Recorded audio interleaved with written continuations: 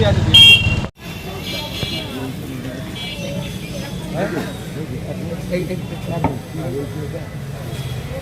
বড়টা কোথায় গেল বড়টা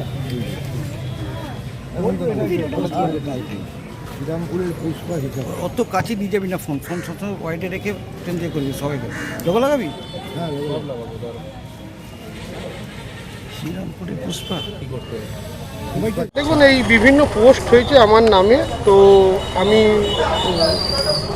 এই পোস্টগুলোকে তদন্ত করার জন্য দিয়েছি যে একটা যদি সত্য ঘটনা হয় আপনি আমাকে বটতলায় দাঁড়িয়ে ফাঁসি দিয়ে দেবেন।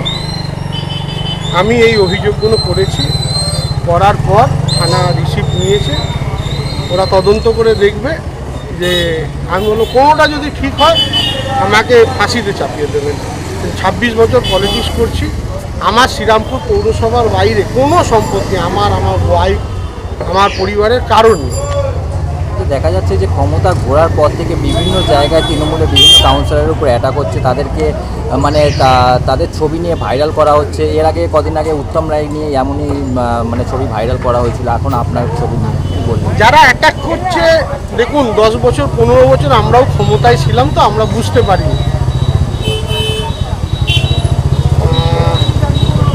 বাকিটা বোঝা উচিত, তাদের তো মানুষ জিতিয়েছে, আরও বেশি ভালো করে কাজ করলে ভালো হয়।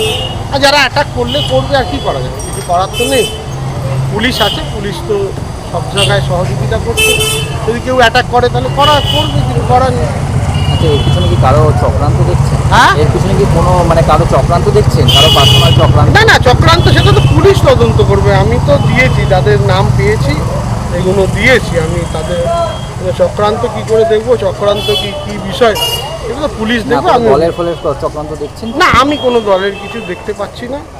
আমি দেখুন, আমি দীর্ঘদিন 2020 পর্যন্ত যিনি এখন বর্তমান মুখ্যমন্ত্রী, আমি ওনার সঙ্গে কাজ করেছি। আমি এই জেলার যুব জেনারেল সেক্রেটারি ছিলাম, আমি কখনো যুবা ফুবা করিনি।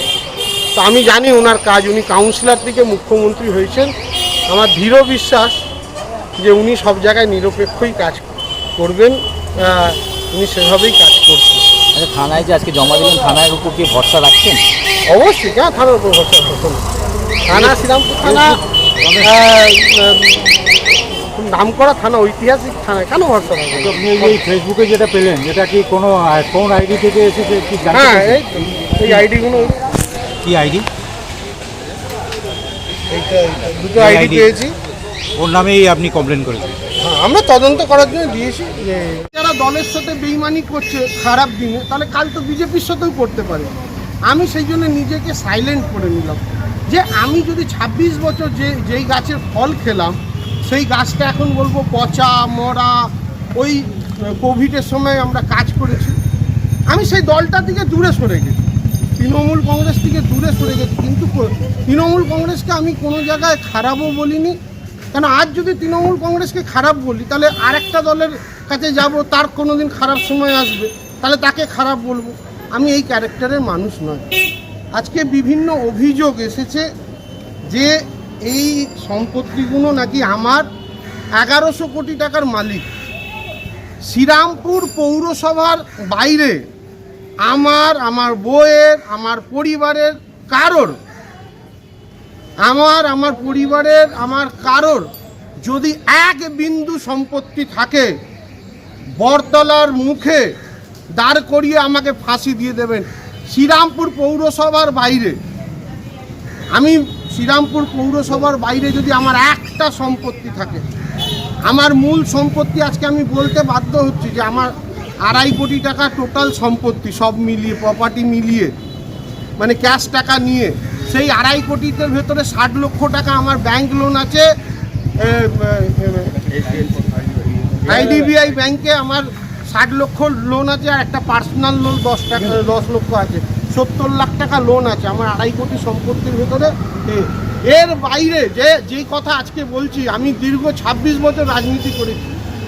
দেখবেন অভয়া কাণ্ডে আমি সবসময়, আমি দলের সভাপতি থেকেও সবসময় সমর্থন করতাম। বটতলার বুথে জাস্টিস ফর অভয়া লেখা থাকতো।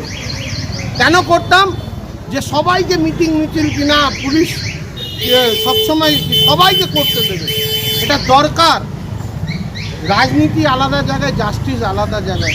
আমি শ্রীরামপুরে কারোর ওপর অত্যাচার করিনি। রাত 12টা, 1টা, 2টো ওয়ালস হসপিটালে 170 জন চাকরি করে। আপনারা গিয়ে জিজ্ঞেস করে নেবেন 170 জনকে কি কারোর দিয়ে 10 পয়সা। আমি গেলে তাদেরকে চা বিস্কুট সরস্বতী পুজো করলে খাওয়াটাও আমি দিতাম।